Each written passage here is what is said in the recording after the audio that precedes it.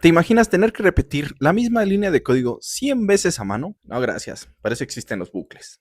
Un bucle es una estructura que permite repetir un bloque de código automáticamente. Claro, mientras se cumpla una condición. Mire este ejemplo con JavaScript de un bucle for. Este código imprime 5 veces hola mundo más un número.